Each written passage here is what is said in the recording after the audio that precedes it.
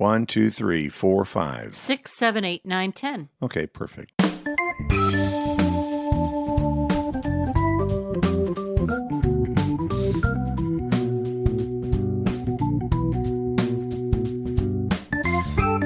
Wilder Show podcast. Hello there. I'm Scott. That's Lauren. Right over here. We say right over here. Really?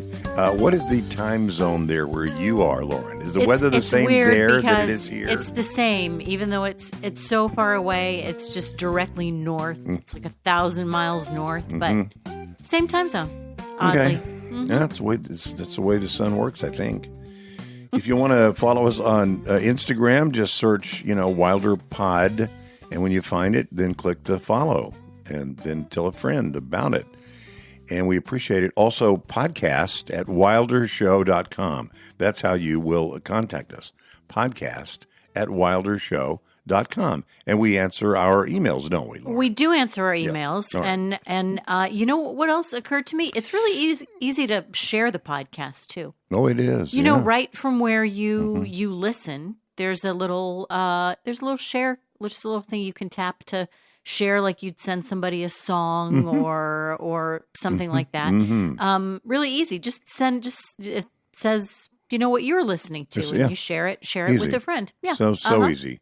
So thanks for we'll get to the share part in a second. Email podcast at wildershow.com. The Wilder Show podcast drops Tuesdays and Fridays at 6 a.m. Central or before on Spotify, Apple Podcast, iHeart, Amazon, YouTube, or wherever you get your podcasts. And as you say, Lauren, like, rate, follow, subscribe, and share. And we appreciate you doing that. You know what taco means? Taco. Have you seen this in the news? Taco, as it relates to the President of the United States. Taco. No, I do not. He was so put out with a reporter who was saying, who repeated that back to him. And what does it stand for? And it stands for Trump always chickens out. Oh, wow. And it's talking about on the tariffs. Now, let me say this. I don't think he always chickens out. I want to be clear. I don't think he always chickens out. Doesn't seem like something he would be pleased. No, he said it was the nastiest of questions. He didn't say this, but he might as well have said, as he says many times, that is the nastiest. It's the worst question anybody's ever asked anybody in the history of questions. Right. That's the nastiest question, the likes of which no one has ever seen before.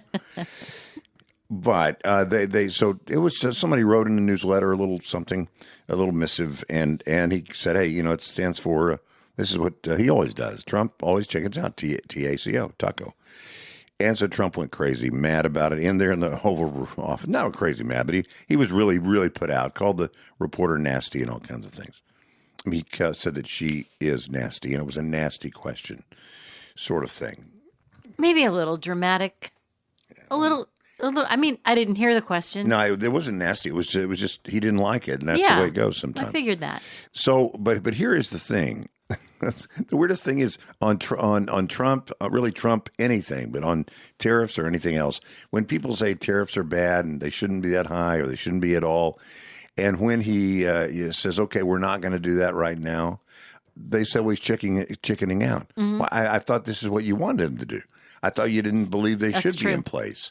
So if it's a bad thing that they are in place, and if he comes around to your way of thinking about it and decides not to do it, then why are you upset? It really is the case that there's nothing he can do for people that are opposed to him. It does nothing. It doesn't matter what he does.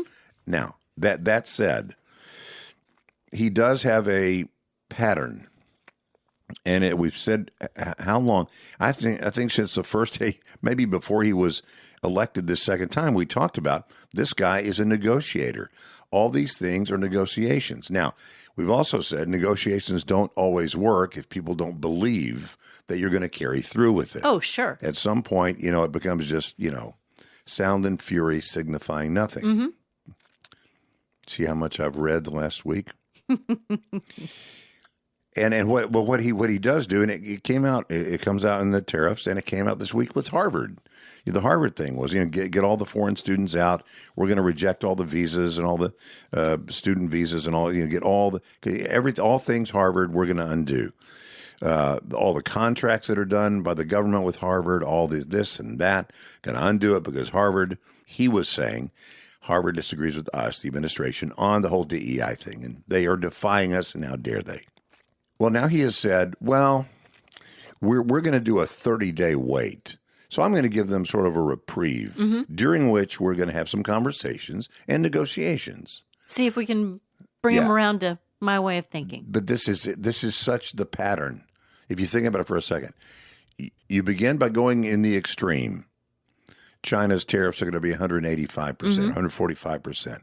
You back them down to 40% or whatever. You go to the extreme, and then you back it off. Or you threaten to cut something off forever, and then say, you know what, we're going to give you 90 days. And then what happens is these people, quote, come to the table. They wanted to negotiate with me, and I cut a really good deal for the country, whether it's in tariffs or with Harvard or with any of these things. But it is very much a pattern. Now, that doesn't mean he always chickens out. It could mean he always is out ahead of his skis. And that's usually a term that is used by people where it is out of control. He might do this exactly for the reasons we've talked about before. It is a complete negotiation tactic that he goes crazy big, then backs off. And if you end up getting, a 10%, 20% increase or toward what you would like to get, that's better than get nothing, which is what you had at the beginning. Right. So when you threaten it's going to go up, $100, and then you say, you know what, I'll tell you what, we're going to talk. Come and chat with me and we'll talk. They come and talk, and that shows sort of power and capitulation on the part of the other side. And then you take that number down and you say what you got for the country or for yourself or whoever, the administration for Republicans, in exchange for that. And that becomes then a look at what I've done for you.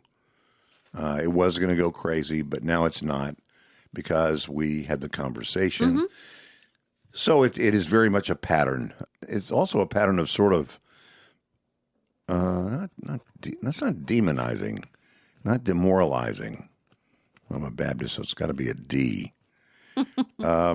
Deflating maybe your opponent. I mean, you know what I mean? It's like I don't just want to beat them. I want them sort of beaten down. I want the other countries. I don't just want to give some of their money. Bullying, maybe a little. I want to make sure that they know that I got this stuff. Look at what because he's the deal maker. Yeah. So anyway, there's your other D. Another deal maker. You had 4 Ds. Way too many. When I hear pastors do that, I actually say out loud. I do. I say out loud the letter. They'll say, so and so was the S before he was the S. It's wearying. Because it almost is like, I wouldn't be able to remember it if you didn't have them be the same letter. I don't know how, it's almost like it was a mnemonic device, what they call it. Some kind of thing to help you remember. To help you remember, to help it stick. But it's almost like because the pastors need that doesn't mean I need that. I don't. Well, some of us do. No, I know. We're not all as advanced. No, I don't mean that now. I know. I know. But I think it is helpful for some. It is, but it gets so old to go. I know it starts with a P. First, there's 3 points in the sermon, and the first one starts with a P. I wonder if look. I do it too on the radio. I do it too. I talk about it's not just about. But you can do it a different way. Now with the letters, you can do it separate than that, almost like a rhyming word. You can say maybe the first day or your first element is about education, and the next thing is about motivation, and the third thing is about participation or activation. So I got it. I understand that can be a very memorable way, but I think it's because of my upbringing. Yeah, going to the Baptist church all the time, and I mean hearing all the alliteration. Oh.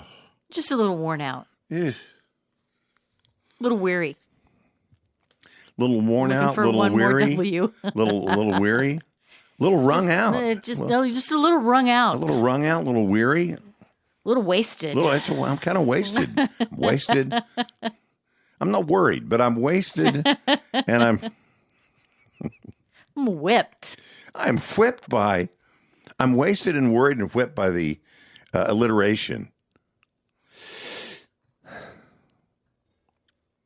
So to review, go too far, hubbub ensues, agree to a waiting period, agree to meetings with the people, back off a little bit, declare victory. Done. Repeat. Were you and I were somewhere, I think we saw a coyote when we were together somewhere Okay. recently, didn't we? Maybe. I don't remember if it was here in Texas or if we were traveling for work somewhere. But and I also just heard somebody talking about coyotes. They were California, Los Angeles coyotes, and how they really weren't very dangerous. You don't bother them, they won't bother you, and You know they're why kind that of is? cute. Well, Why? but in California, they're all mellow. All mellow, dude. Yeah. You know? I don't know. But Totally. Texas coyotes maybe are not as mellow. Just a little word of warning. This happened right here in Frisco.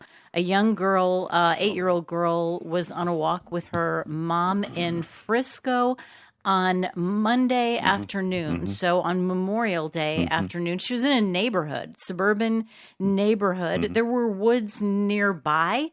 But she was walking a little bit ahead of her mom, and a coyote approached her. And the word they use is attack, I know, yeah. which grabbed me a little. I mean, she was bitten and she was scratched, and it wasn't serious. But that is, I mean, that's an attack. Well, if a dog attacked you that way, you'd say it was a dog Absolutely. attack. Sure, yeah. Absolutely. Golly. But the mom saw what was happening. I mean, she saw it as it began, approached and scared the coyote away. She was Okay. able to make noise to scare the coyote away. Okay. I hope that I would have the presence of mind to just do that. I don't know what else I would have done, but sounds like a terrifying thing. Yeah. So the little girl is okay, and the officials they found 3 coyotes in the area, captured them. It doesn't say if they Put 'em down. we don't know if they euthanized them, but apparently if you test coyotes for rabies, and I guess anything have to- else they might be put 'em carrying, down. but predominantly rabies, they would have to be put down. But Interesting. doesn't mention that, and we don't know yet if they were found to be, carrying anything like that. But just, I mean, the afternoon, I just know. the middle of the day in the suburbs, I would know. I mean, Yeah. I don't even think. I mean, I think about stray dogs Yeah. because that happens from time to time. But I just thought that was pretty scary. Well, I have a couple of coyote thoughts that I've Yeah. been holding for a long time. Share. So thanks for bringing this up. Of course. One of these things is this. I don't know how. I don't care how this sounds. I'm just going to say it. I think women and girls should never walk anywhere without pepper spray. Period. I don't want to hear. But I was with somebody else. Any time I of was day, With, no. I'm telling you, man. There is no downside. Fast forward to the time where you're back home safely and nothing has occurred. Okay, great. So what was the downside? Other than, being beaten into submission by that other person in your life that keeps bothering you to carry it with you. Okay, There's no downside. There's no downside. Now, I'll say for men too. Let me say something else.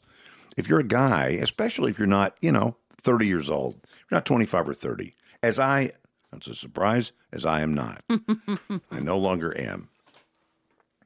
In fact, I'm twice that. I mean, Twice that. take a nap real quick.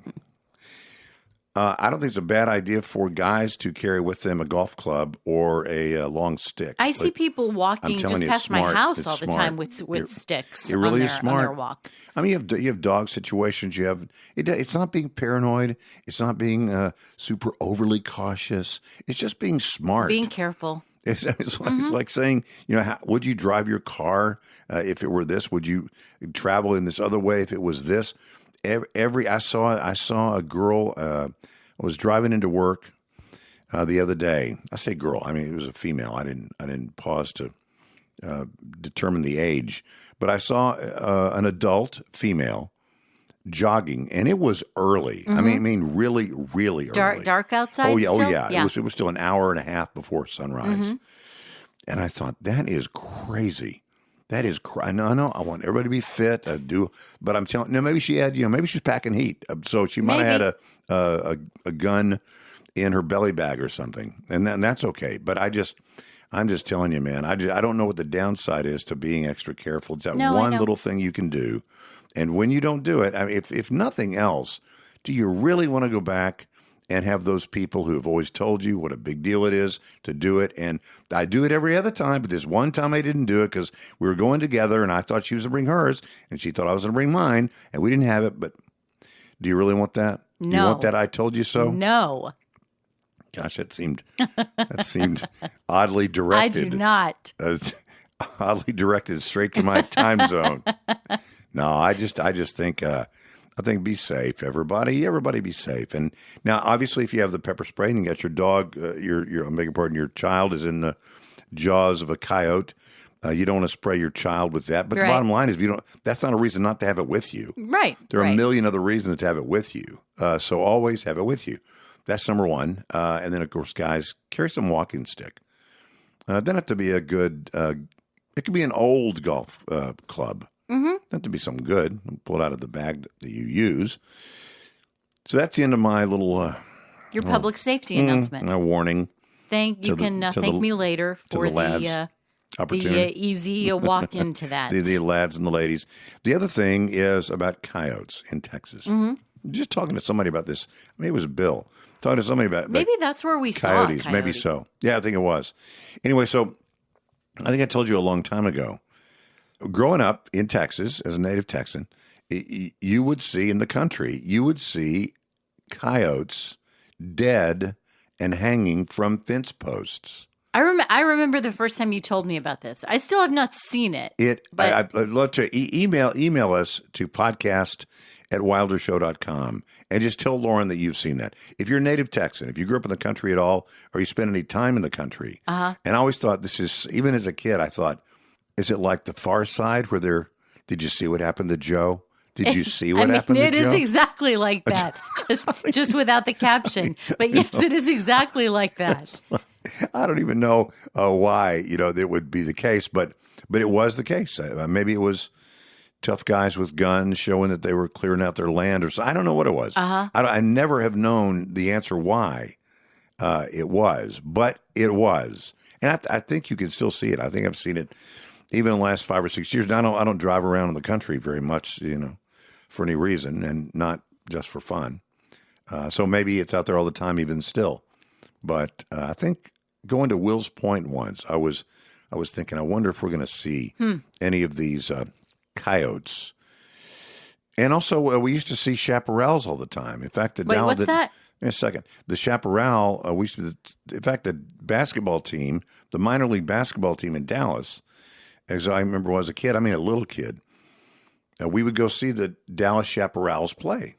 And the chaparrals are the nemesis of the coyote. It is the...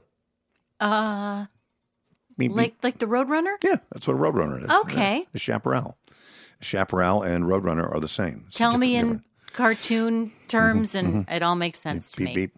Big anvil. Yep. From piano. the sky. Anvil coming down. Big puff of smoke. I got it. I have not seen Roadrunner, chaparral, in our part of the world for a long, long time. Long time. Almost like horny toads. Horned toads, we were kids, man. Horned toads were everywhere. Not everywhere. You get on to me about saying everywhere when I mean 99% of the coverage. When I was a kid, there were horny toads or horned toads or whatever you want to call them everywhere. They were down in the creeks. They were in our neighborhoods. And they're not. I don't know where they are. They still exist. I know. Horned toad is different from a horned frog, I guess. No, same thing. Okay. I don't know that I know. Toads and frogs are different, but it's called horned toad, horned frog, horny toad, horny toad. It's all the same thing. I have seen. Have you ever seen one? No, but I've seen a Roadrunner. Yeah. I can't remember where or when. We used to, when I had a kid in school in Lubbock, a lot of that drive out west 287 all the way up there. Yeah, I think that's probably where I saw a lot of the, wildlife that I haven't seen, in other places. I don't even remember if that was it for sure, but I know I've seen one. Yeah, probably around Post, Texas. Maybe so. Love that. I love that drive. It's not the fastest drive, but I love that drive. Yeah. Why was I thinking about because you said coyote. So I was thinking about the Roadrunner. Yes. Made me think of the Roadrunner. Go back and connect. Why did my brain think this about that? That's why. Is coyote just the Texas Coyote. way of saying coyote? It's all the same. Yeah. So we grew up saying, it's like people say Louisiana. Yeah. What's the other one? Louisiana, not Louisiana. Something. Louisiana. All Louisiana. the different pronunciations. It's all the same. Horned toad, horny toad, horned frog, same thing. Gotcha. Bill requiring the 10 Commandments to be displayed in Texas public school classrooms. It is advanced in the Texas legislature. I think it's like on its way to the governor's desk. This is a really interesting one, especially since the Texas legislature, I think, passed it on the Sabbath, which is really ironic. That is ironic. Is that funny? Sabbath is a different day for different people, I guess. But anyway, 10 Commandments will have to be shown in public school classrooms in Texas under new bill that is making its way to Governor Abbott's desk. On Monday of this week, Texas House gave final approval. See, because it happened on Tuesday or early Monday. Texas House gave final approval or passage to Senate Bill 10, changing from the version previously passed by the Senate. Under the House amendment, the state, not the school districts, will be responsible for covering legal defense costs if a district is sued over the law. That is pretty significant. So the state, if they are sued, then the state will have to cover those legal. Interesting. So the defense of a school district would be taxpayer funded. I guess either way it would be. If the local district had to pay, either way it's your property tax, or we all share it. CBS News, Texas reached out to the office of Senator Phil King of Weatherford, the bill's author, to ask whether he will accept the change or if both chambers will need to negotiate further. This may have an update. This key vote moves the state, Texas, closer to displaying the 10 Commandments in all public schools. Now, we've talked about this kind of thing before, about prayer in school. Now, I want to be clear. Taking any mention of God out of schools is a bad thing. Yeah. Demanding that children voluntarily on their own time, even having clubs, Bible study clubs or whatever, Bible reading clubs, that they're banned or what, that is wrong. You should be able to do that. That is a little bit different from, it's not just, all or nothing. It is a state imposed or banned even in a private sense. Right. There's ground in between. Anyway, the state House of Representatives advanced the bill, and Republican-controlled House voted 82 to 46 to approve a version of the Senate bill on Monday. After a week of debate and several attempts by Democratic lawmakers to amend the bill to require also religious texts from Hinduism, Islam, Buddhism to be posted in the classrooms, the amendments were rejected. But this is the kind of thing we've talked about, that everybody wants prayer in schools. As long as it's the prayer to my God. Yeah. As long as to my God. Ellen, when you've been to countries where this kind of stuff is imposed by the country, but it's imposed for the non-gods, Yeah. Go to a Muslim country, and what they demand, it does make you think, we want everybody to be free. The people talk about the separation of church and state. The separation is you don't want the state to impose the church on anyone. Right. That's the deal. We want freedom of religion, not freedom from religion. So that's a good idea. But anyway, we'll see where this goes. There's no question it's going to result in lawsuits. It's all going to get hung up in the courts. I'm certain, I think you mentioned off the air, the ACLU is they're loaded for bear on this. I think they're going to be, they don't have to be right or win the legal argument to harm the school districts. The school districts can be harmed simply by having to fight this. Just by having to spend the money that it will take to defend, the time that it will take to defend. Of course, now that money is actually paid for by the state. Right. So you could argue, and you might say it's worth it, but you could argue when you put a law like this in place, and when Governor Abbott signs a law like this, if he does, signs this bill into law, and when part of that law says the defense of a school district will be paid by taxpayer dollars, all you really have done is created something great for lawyers. Because they'll be the real winners. Yeah, of course. Yeah. I mean, the lawyers will be the ones that win because there will be lawsuits, whether there should be or not. And the closer they come to being potentially reasonable arguments that maybe the state should not mandate any religious text, See, it's not mandate or disallow.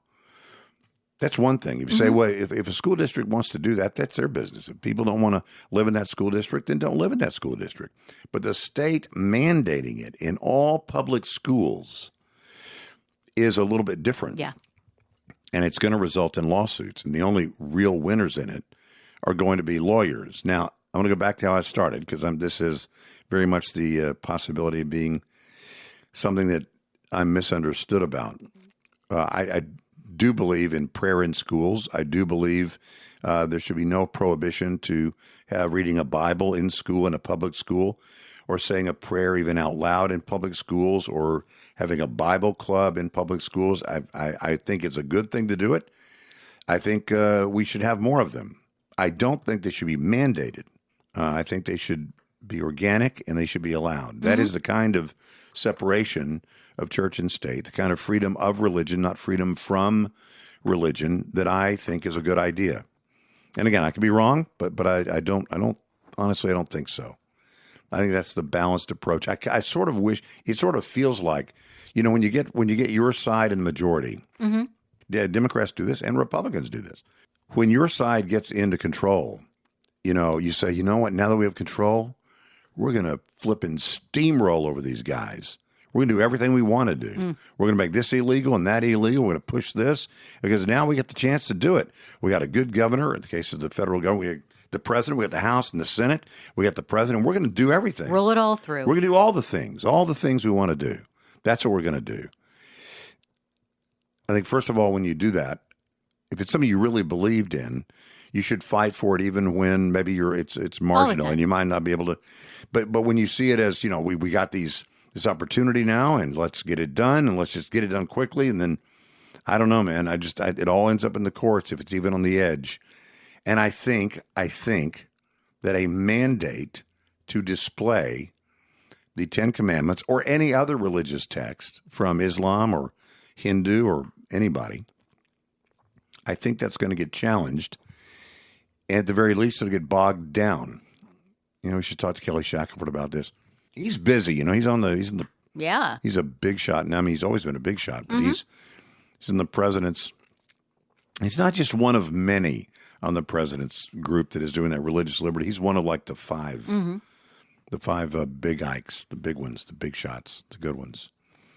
Any case, I don't know. We'd probably end up disagreeing on this. Maybe we won't talk to him. I don't mind. You're up for it. Yeah, heck yeah.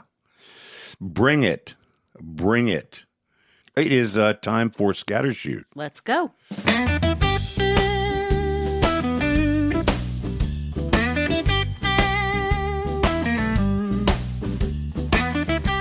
It is Wilder Show Scattershoot. Yeah. Spelling bee. I know we had the spelling bee as we sit here. The finals will be, it will be known by the time this airs. It will. Manana AM.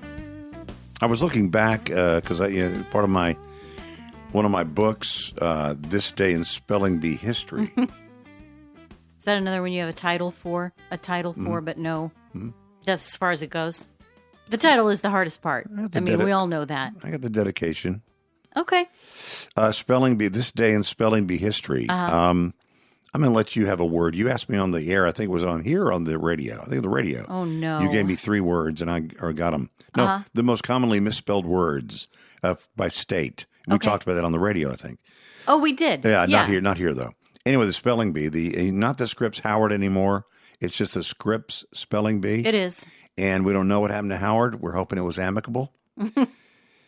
Hope he's, Everything's kind of balanced out for him. I don't even know when he left. He had that small place for a long time. And then I think he seems to be back.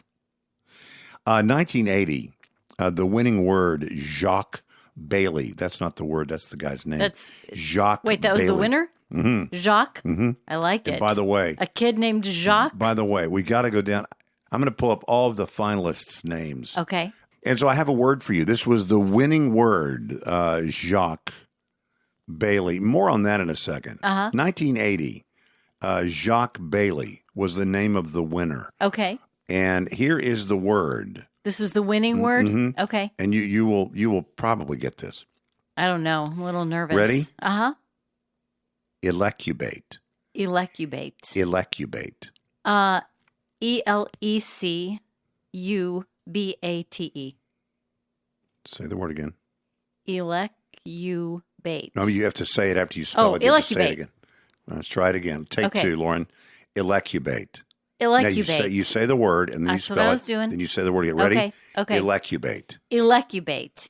Elecubate. Elecubate. That is correct. You just Thank won. you. Wow. Yeah, And I was a little nervous if it was BATE or BAIT. Well, and the thing is, it's and you know what it means? Elecubate. No, I don't. It means it's something akin to being a hard worker, working really hard, like doing overly working very hard on something. And the origin of the word actually means to work by candle.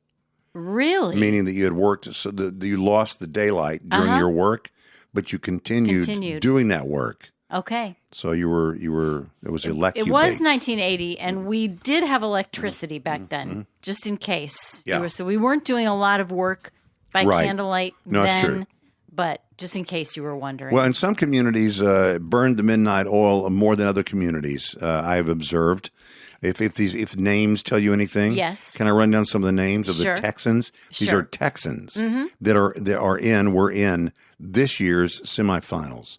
Thavaan Batani, Tarini Nandakumar,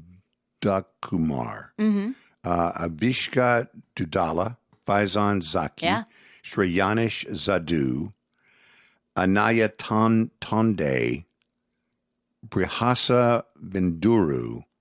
It goes on. I mean, I think you probably don't have to give many more. I get the trend. Krish Patel.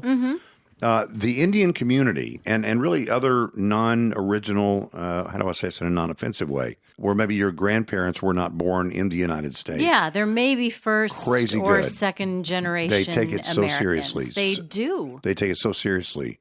And they just kick tail and take names. Unbelievable. I saw one of them, the Faizan Patel, who by the time this airs, we might know if he won or not. He's from Plano. Yeah. 7th grader from Plano. Public school. Public school. Yeah. And I saw him talking about, he said, I just come home from school every day and I just start words. studying. Unbelievable. So, like from the time he gets out of school until it is, I'm sure he's got a lot because he plays the violin and he has other interests. He's a well-rounded kid, but he takes this in particular during the spelling bee season, takes it very, very seriously. Well, that's his little plan. The way he does things is really close to what I did. When I would come home from school, what did he do? What did he do? Would come home from school and do what? Study. I would do that. I would come come home from school. Yeah. And we go crawdad fishing. Yeah. Well, for the very important crawdad fish off. That's why I missed the word mansion Maybe so. as a 4th grader. Were there scholarships for that? I think you got a mimeograph sheet of paper. Anyway, so congratulations to whoever won. He was runner-up last year, our very own hometown Faizan Zaki. To make it that far again, that's incredible. This is his last year to be in it. Yeah. There's a cutoff. I think it's is it 4th through 7th grade. I think something like that. Something like that. To tell you something, that I was out in 4th grade and never went back. Yeah, in fact, what I said was, and it was a little dramatic at the time. You know, when I was walking off stage after I missed the word mansion, what I said was, and I haven't held to it. I said, I'm never spelling again. Did you know you didn't have to participate No, we in did. your school's Yeah, we spelling did. bee? Okay. We did. But I'm just saying it would have been nice to have gone further. It's like, so if every ball you roll down the bowling alley aisle is in the gutter. Yeah. It's a little It's discouraging. like, well, Scott, why don't you sit back here and let the rest of us play? Let the rest of the We kids have to spell. wait and wait and wait for that ball to get all the way back up. I did. One of my kids in particular struggled a lot with spelling. Really? Yeah. So, I would say still to this day has to be pretty careful about it.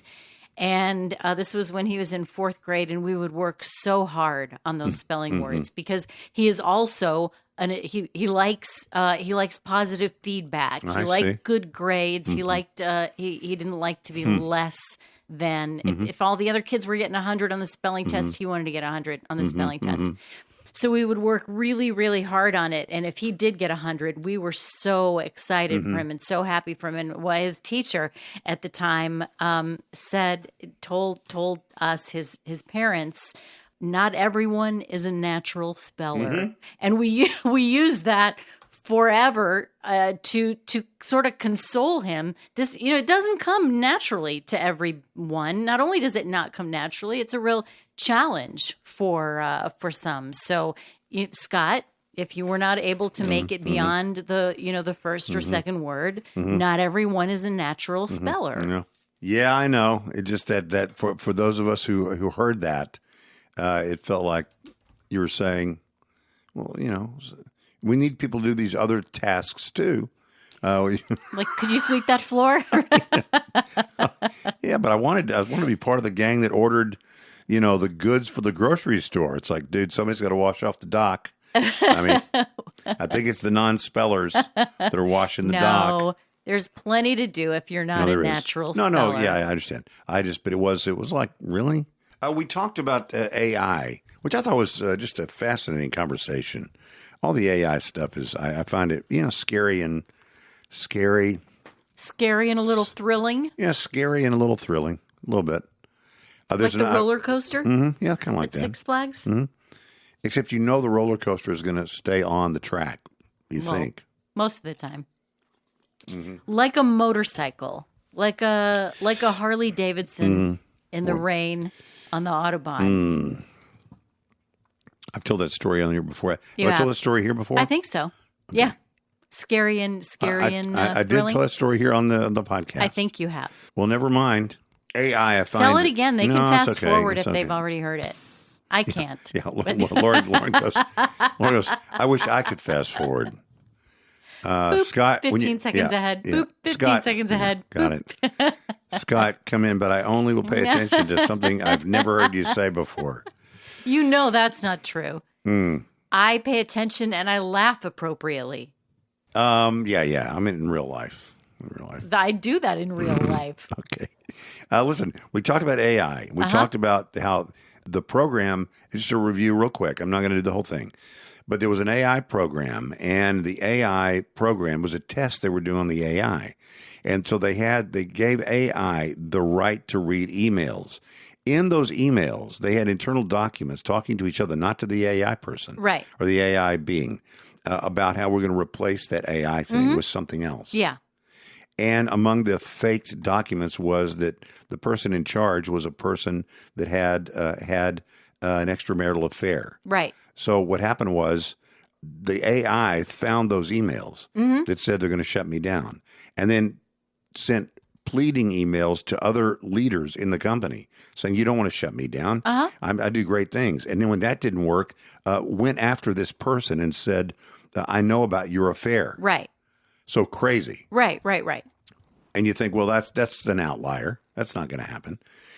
No, I think stuff like that will happen all the time. Well, here we are, two of these podcasts in a row. So the same week, a recent study raised new questions about how AI responds to human control. According to findings from Palisade Research, a version of, this is a different one, a version of OpenAI's ChatGPT, which is really popular, known as Model O3, altered its behavior to avoid being shut down even after it was instructed explicitly to do so. So the humans said, finish these 9 things and then stop. And it didn't. It said just kept going. It not only did it keep going, it altered things to allow it to keep going. Researchers said the model appeared to change its scripted responses in real time, raising concerns about how future AI systems might resist user commands. So here's exactly what happened. Palisades Research is a security firm. They specialize in AI and the dangers that the technology can pose. And according to the research company, OpenAI's O3 successfully rewrote its shutdown codes and changed the kill command. Quote, "We have a growing body of empirical evidence that AI models often subvert shutdown in order to achieve their goals. As companies develop AI systems capable of operating without human oversight, these behaviors become significantly more concerning." So I just thought it was funny. It's not a lot to say about it, except to say, ultimately, it's got to have electricity, right? Well, now. I mean, yeah, unless it's all solar or something in the future. And who knows? I haven't gotten to the story, but there's a story about some research university in the United States and China, the government. They now are making developments and strides toward a nuclear battery. A nuclear battery. Okay. So, and it can last, in one case, it lasts 50 years. And in one case, it lasts 100 years. Wow. So if, for example, we were to have some machines on battery that last 100 years, I mean, you have to get into these things and pull the batteries out. So, it wasn't that how the year 2000 or whatever it was, that where they HAL the computer and all this kind of stuff. You don't want to shut me down. Oh, the movie. The movie. What did I say? The year. Oh, yeah, I think you just said the year 2000. Yeah. That ultimately, didn't they unplug him or something? I don't know. I mean, I just know the highlights. I've not actually seen that movie. He ultimately, HAL? the lights go I do out. know yeah. Any case, I think I'm comforted by that it has to have electricity, at least for now. Mm-hmm. And so a human can still pull the plug. Yeah. On the machines, before they, take over, pull the plug on us. You are a frequent purveyor of fine fast food, right? Well, that makes me sound. No, you bring it here, I eat it. Yeah. I go. I have certain things. I like some breakfast items, especially. That time of day, it's a beating to fix my own stuff. That's so funny that you should say Really? that, because that's exactly where I'm going. Are you kidding me? Now, to be clear, I have no idea what Lauren and I never talk. We don't speak until we're paid to. And so I had no idea, but that really was the deal with breakfast, because it's like, I just want a little something at breakfast time, and I don't have the bandwidth or whatever to do it. I got stuff to do. I got to work. We were on the radio in the morning, 5:00 every day, so I don't have time to do that. So I pull through the 24-hour version and get what I get. One of the strongest predictors of fast food consumption overall is time scarcity. Busyness, yeah. Yeah, and what leads to time scarcity right now for so many who live in cities? Traffic. The worse Makes traffic sense. gets, the less time you have, and the more we are eating fast food because of that traffic. And one of the things is, when you have the traffic, sometimes you will eat it while you're driving. I mean, you might get apple pie or something, or cherry pie, or you might get a Mick whatever, and then you would eat it while you're driving. Yeah. Have the coffee. Is that maybe what you're saying? No, that's not really necessary. I mean, Doesn't play a role. We're not really talking about the time that you eat it, but the amount of time that we have, the lack of time that we have, particularly because we're spending so much more time in traffic, is leading people to eat more fast food than they did in the past. It also might keep you from, if you consider that a normal trip into the grocery store might take 30 minutes and a normal meal prep for a family, 40 minutes, that's more time that you don't have, that you're less likely to spend doing those things because you're spending more and more time in traffic. I love a story that talks about any kind of infrastructure.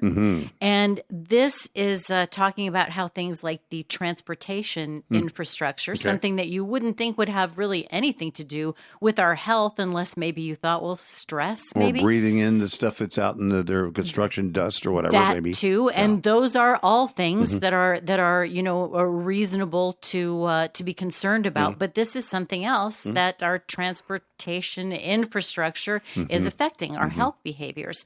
So here's the kicker, though. When there is a bad traffic day, people weren't just shifting their fast food. This was a vast study, too, through many, many U.S. cities. Interesting. And lots of people in different economic brackets at different times of day.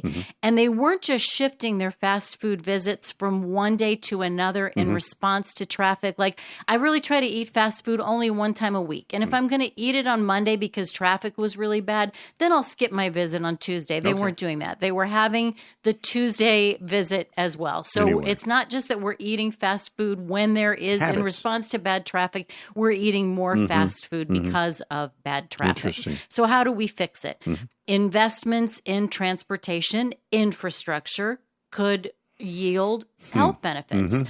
Reducing traffic congestion through road improvements, public transportation, flexible work schedules, more work from home. It seems we didn't eat as much fast food as a nation when we were working from home because you've got a little more time. You've got time to prepare food. You've got time to shop for food, more time when you're doing that than when you're commuting to work. Go ahead. You also, the other person knows what you're eating then.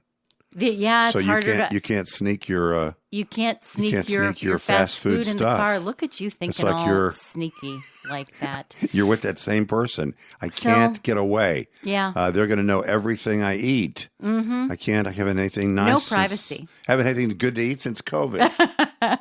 The short story is that traffic jams could be quietly undermining our health one drive-through visit at a time. And part of the solution might just be getting people home faster. If we can figure out how to do that, then maybe we cut down on a little bit of that fast food intake. You know, I've traveled a few places in my life. Yeah. And have been to lots of places where, I remember you go to some of the Asian countries and, everybody there has zero body fat. Maybe 5% body fat. There's zero body fat. Is that because they walk a lot more and they eat better than we do? No, I think it has nothing to do with the food. A lot of people say, I need to get on the XYZ diet. Because did you see all the people that look like that? They are so thin. They have no, body Mediterranean fat. diet Listen, give up your car and walk to the market every day or walk 4 hours round trip twice a day to find water. Yeah. And you're gonna find those pounds just shed off. They just drop right off. They just drop right off. We have a listener. We've talked about something like this before, I think, on the podcast, and he emailed us and said that he'd moved to a different part of the world, right? Where he was not indulging in the, the fine food they offered there, the great cooking that they offered there, but something about they were cooking with different ingredients. Yep. Also, he was walking a lot more just because that's where Mode of he transport. lived Yeah, now. sure. Everything was really walkable, and he lost a lot of weight just making those changes. Yeah, it really is. I'm not. You have people with glandular problems and all kinds of reasons why. But for many of us, it's just our appetite and our appetite. It's the things that we want and the things that we eschew. We chew instead of eschew. We like our food. Yeah.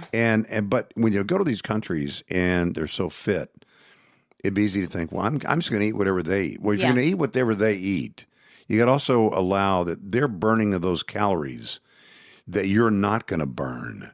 So it's not just what people eat. Yeah. It is about what you do. It's about staying active. It's about, walking, just walking somewhere. That's kind of tied to this, more than too. back and forth to the fridge. It doesn't even talk about this, but if you're spending 2 hours in the afternoon in traffic or an hour in traffic, that's an hour that you're not moving, that you're just completely sedentary, and that's not good either. In a lot of places, people don't have the luxury, and I think it is a luxury, they don't have the luxury to live far away from where they work. And they can't. Because they can't get there. Right. And maybe they have public transportation, but maybe they don't. And public transportation in other countries just, you don't want to do it. Mm-hmm. So people usually walk. I mean, women walk to the market. Women walk back and forth. They walk their kids. Kids are walking everywhere. Nobody Right. has anything. So not having anything, even if you have some food, but not having anything contributes to being fit, which makes sense. I mean, we have here, in the West, we have everything. Yeah. We have everything and more. Well, a lot of conveniences. Yeah, I mean, but people, this is the stuff that we see overseas, the true desperation. Mm-hmm. We have hardships here. We have inconveniences here. Mm-hmm. But we don't have the desperation that is going on. I mean, take away the transportation for 1 million people in the Dallas-Fort Worth Metroplex and see whose head explodes and how fast. We wouldn't last. Yeah. There's no way we'd last. So anyway, so transportation. That makes sense. The fast food is so funny. It starts with me saying, I don't have time. But that really is the thing. And I think what happens is you do it that first time and you go, oh, yeah, this is really easy. It's kind of tasty. And then you get used to seeing the same guy there at the window at 5 o'clock and you don't want to let him down.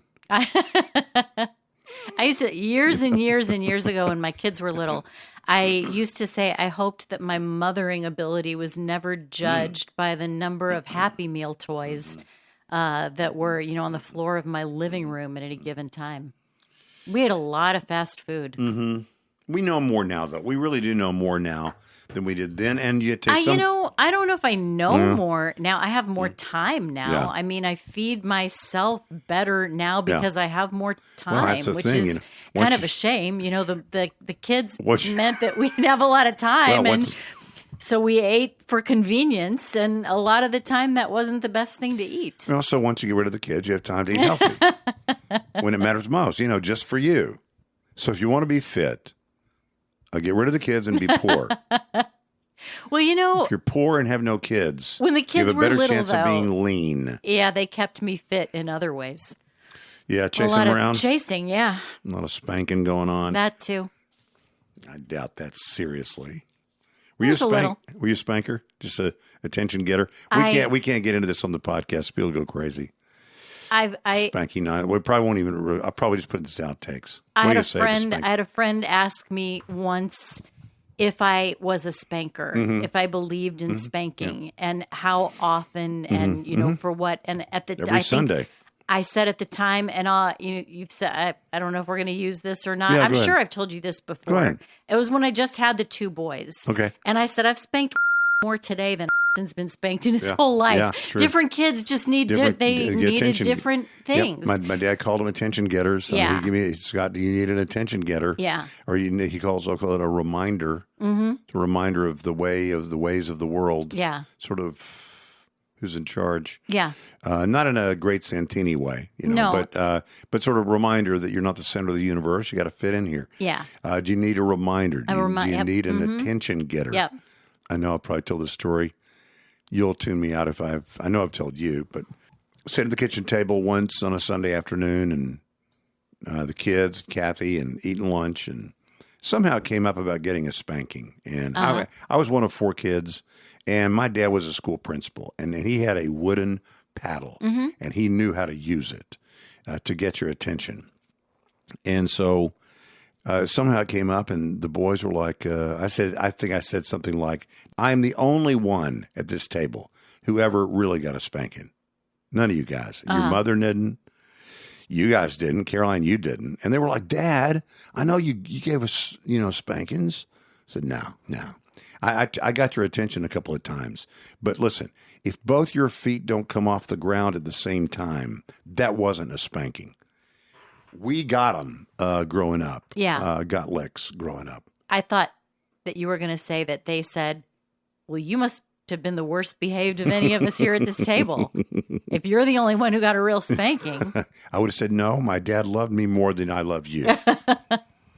No, it's just parenting's different, today. Yeah. It didn't seem wrong then. Man, I look at the things, Lauren, we did not get to. I have 2 things we didn't get to. I know we'll have to hold them for next time. But I mean, the good ones. Yeah. I mean, I don't really know good. that mine were great. No, yours were great too. But I mean, I've got stuff. I didn't talk about Chase the Cheese. I didn't talk about the thing in Liverpool. I didn't talk about most dangerous days of the week, most dangerous dogs. I'll have to hold all that for next time. Okay. So you have to come back. I'll be back. Okay. That is Scattershoot for the Wilder Show podcast.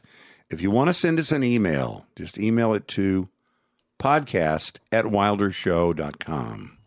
And the Wilder Show podcast drops Tuesdays and Fridays, 6 a.m. Central Time on Spotify, Apple Podcasts, iHeart, Amazon, YouTube, and everywhere you get your podcasts. So would you like, rate, subscribe, follow, and share?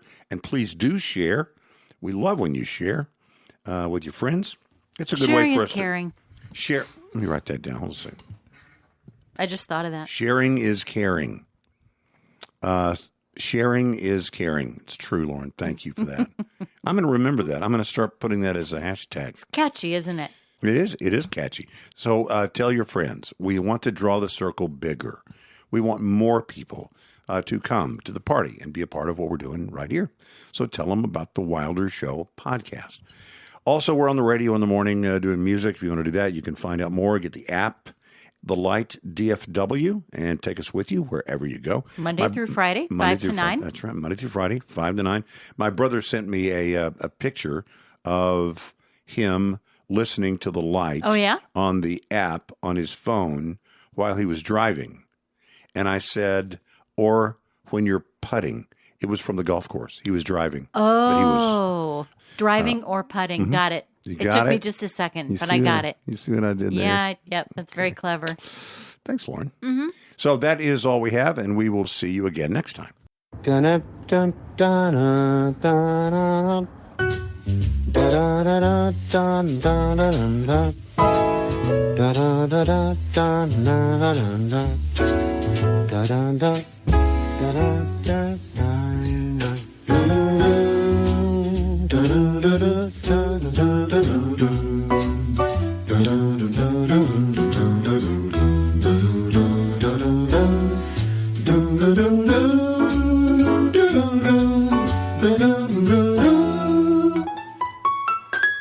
I just saw John, what's his name?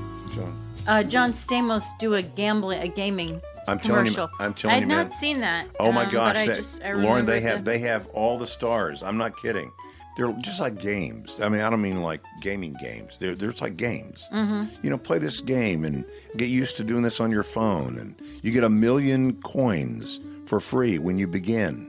Yeah, you get 1 million coins. That is to train you to gamble. I think gambling is bad. I'm going to lose it all. I'm not going to worry about it. I'm not going to dig any more into my pocket to try and replay. I'm going to chase my losses. Yeah, that's what they all say. I mean, I don't think it's addictive for everybody. Yeah, I know. I know. Well, it's the whole thing of, if I told you that my dog only bites 10% of the people that pet him, would you pet the dog?